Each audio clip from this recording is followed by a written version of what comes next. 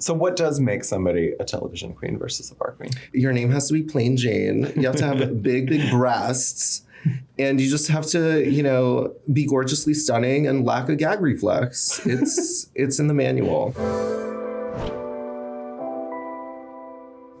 Hello, I am Joey Nolfi with Entertainment Weekly, talking today with the new cast of RuPaul's Drag Race Season 16. And as much as I want to prepare you all for my next guest, after watching countless videos of her that have permanently altered my brain chemistry, I am not sure I can appropriately prepare anyone for what you're about to experience. Here to explain herself, please welcome Plain Jane. How are you? I'm good. How are you? Yeah, I'm doing great. You seem, you ready for this? You seem like, yes. Did that intro throw you off? No. I've been told that my energy is very brain chemistry altering. And mind bending, so I appreciate it. Yeah. No, I mean that truly in the best way possible. Mm-hmm. I had the most fun going through your clips and videos and Instagram captions because I mean, you have really stunning and glamorous looks. Like, first of all, I have to say that. But then you'll just have an IG caption that's just like holding in a chart. Yes, and it's so funny, the beautiful juxtaposition of camp and these looks. Why is that style so interesting to you? I mean, I love poop humor. A drag queen kind of needs to be, a jack of all trades, and that includes being, both glamorous and but also funny. So that's what I try to bring to the table is kind of just everything that I want to see in a drag queen. Like holding in charts. Holding in charts, yeah, and sometimes not holding them in. You're doing that right now? I've prior to this interview, let them all loose. I feel bad for the PAs in the hallway right now. Me too. Sorry to the PAs. Now, you have been doing drag in Boston, yes, correct? Where you competed on another elimination series called Drag Gauntlet? Oh, I did. Oh my gosh. Yes. So how long have you been doing drag? I've been doing drag for about 5 years now. My introduction into drag was the Boston Drag Gauntlet. It is a competition not unlike RuPaul's Drag Race, and I believe it's still going on now. But yeah, it was my introduction to drag, and it kind of, I guess, was the early training grounds for RuPaul's Drag Race. Yeah. So, Boston truly molded me into the performer and queen that I am today. What you see is what you get, baby. That can mean many different things with you, I feel.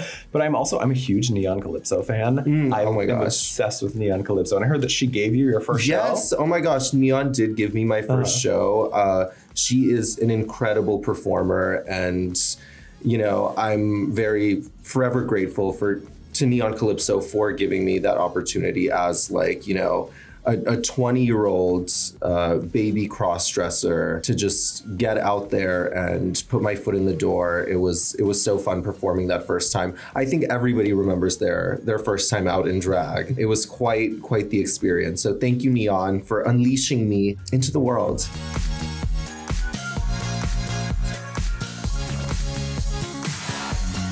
I always see when Neon comes to New York, she performs as part of sometimes Switch and Play. Have you ever seen Switch and Play?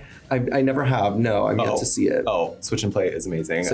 But so that first show that Neon hired you for. Yes. Can you relive it a little bit? Like, what was that first show like? Oh my God. What were you wearing? What were you doing? Okay. First of all, I was kind of put together from the beginning. I had my little tiny hip pads in. I had a doll scale outfit, of course. Yeah. As any good baby queen should. It was a doll scale catsuit, and I did It On Him by Nicki Minaj. Oh, wow. Yeah, I am a barb certified.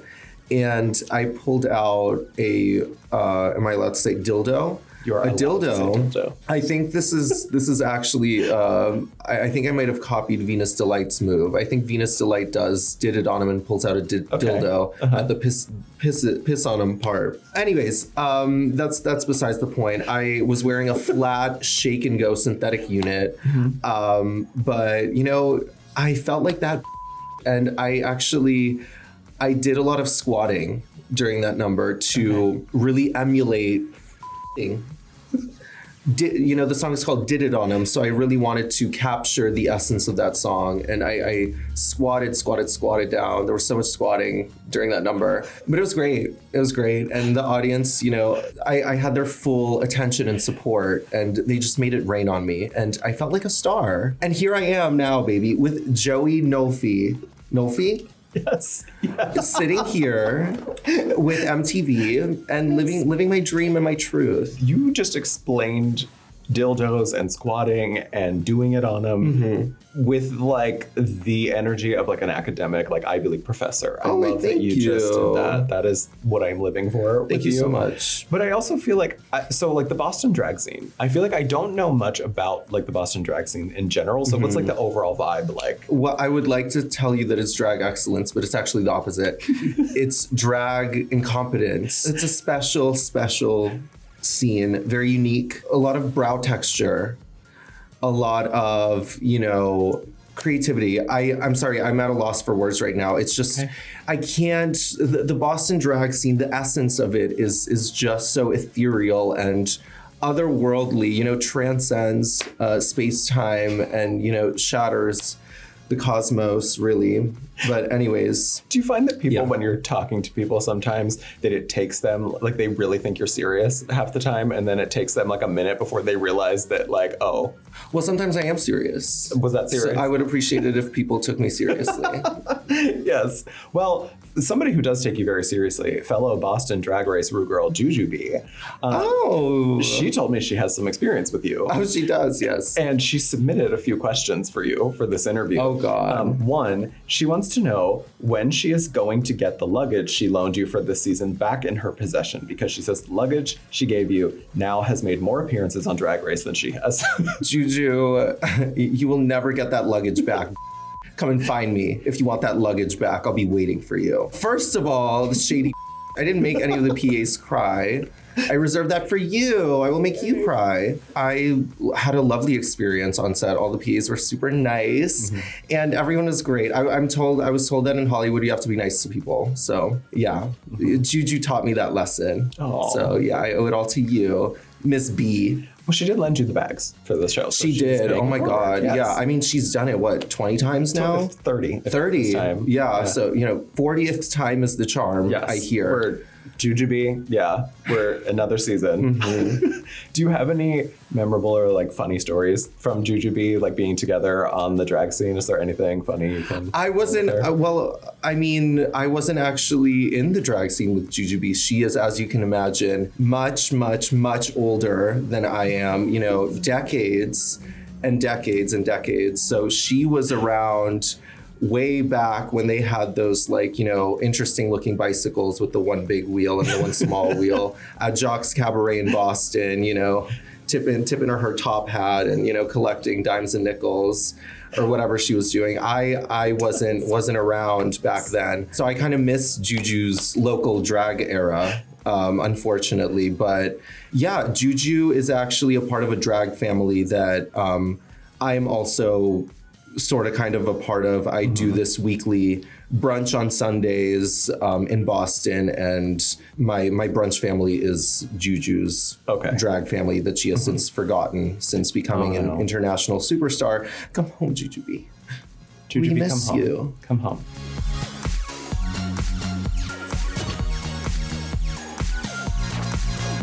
Speaking of your performances, I've also seen these really hilarious clips of you trying to there's one where you're trying to perform in grass in heels, like running around outside somewhere, that is really funny while somebody is just blowing bubbles. It looks like it's in somebody's backyard.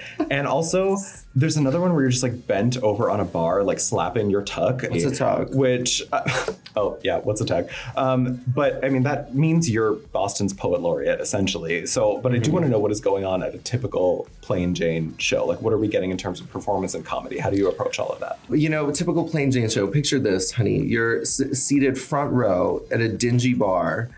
That you're taking in the ambiance, the smell. It smells a little like toe cheese. You're looking at the stage, right? I come out. I look beautiful. The most beautiful, most stunning woman that you've ever seen in your entire life. And then she harks a glob of saliva into the palm of her hand and starts slapping her bulbous, labias that are protruding from her pantyhose. That is the essence of a Plain Jane show. You can't help but to be, entranced by what you're looking at, and just give me all your money at the shows that I'm performing at. All the big bills go to me. You also have duvet saleswoman in your Instagram bio, and it also says young woman in Russian in that same bio. So can you explain those things? Like, are you really a duvet saleswoman in your Well, I'm a job? duvet saleswoman in training. Okay. So I was reached out to by a duvet sales company to do some promotional work for them. They wanted me to make like a TikTok for them of me, using their duvet. So I haven't quite agreed yet. We're still working out a deal. We're negotiating, but I am probably, by the time that this airs, I will be a fully fledged duvet saleswoman and spokesperson for duvets. So you just put it in your Instagram bio in the hopes of like manifesting that. Yeah, exactly. Okay. I think it's important in life to really manifest. I think that you got to dream big. Yeah. And that's how you are where you are, by dreaming big, right? Yes. So what are you manifesting now? What are you manifesting? I'm manifesting just happiness, love, joy. Oh my God, I'm manifesting a win, I imagine that your Drag Race audition tape was like next level wild. So like, what did you do in your Drag Race audition tape? Why would you think it was next level wild, Because Joey? you are, like I said, I had so much fun researching you, and I just feel like the things that you do are just, it's unlike any other drag that I've ever seen before. Why wouldn't you think that I just served insanely beautiful, glamorous looks, and that's what got me on? While holding in charts. The entire time, I'll have you know, it was painful. I encourage anybody who wants to audition to just, be themselves and, show Mama Ru what makes you special, what makes you a television queen versus a bar queen. So what does make somebody a television queen versus a bar queen? Your name has to be Plain Jane. You have to have big breasts.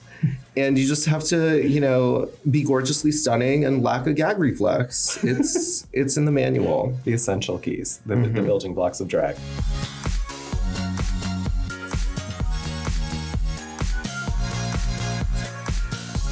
Question I'm asking to everybody, and we've been getting some really fun answers. The twists and turns ahead on Drag Race, we always know they're coming. What can you tease about what we might see on the season coming up, and how will Drag Race season 16 step it up from past seasons? Girl, so many twists, so many turns. I mean, the amount of turns, it was crazy. A lot of turns.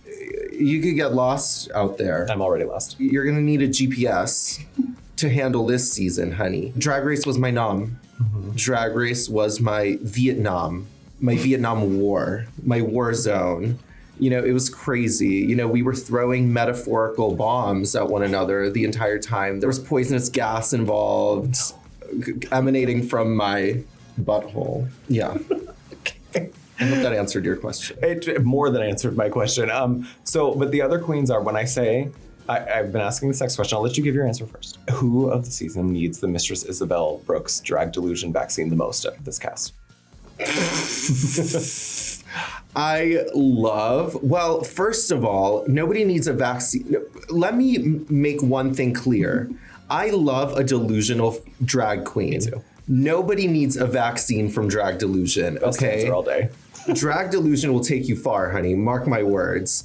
But I would say morphine. If there was one girl that had a fierce case of the drag delusions, it was my sweet, sweet sister, Morphine. That girl is wild. I mean, her confidence is unshakable. And that's what I personally love in a drag queen. I love a confident. I love it when, you try to read a and she comes at you, 6 times stronger. You know what I mean? So that's what I enjoy. I enjoy drag delusion. I encourage everybody to take a sip. Take a healthy dose of drag delusion out there. Trust me, you'll go places. She said your name very quickly when I asked that question too, so you were on the same page. No, whatever. Yeah, I would say my sister, Plain Jane. Plain Jane is a character. She's a character. She's a handful. It could be a little bit of Plain Jane. She's come up a lot. She, She's come up a lot. of course she has. Miss Plainathan Janathan. She likes to say that she's truthful. Let's just put it that way. Plain Jane in particular. That girl is. That's probably that. Plain Jane, you have a lot of explaining to do this season, apparently. A lot. I'm sensing that Untucked is going to be good this season. Yeah. Listen, those Cutwaters, honey, that they give us, they're strong. Okay, that is a 12%, 13% alcohol Cutwater. Mm-hmm. It'll get you good. They give us 2 of those, honey. Done. You're done. Yeah. Plus, after a day of, after a stressful day, you're on the runway with the judges, reading you. You need it. You take 1 sip of that and you go off. You need it. Yeah. So yeah, the untucks are definitely going to be wild, mm-hmm. and in some cases, literally the girls would untuck, and their schlongs would flop out, and they just start swinging them, helicoptering them. I think there's going to be a lot of censoring going on because that is.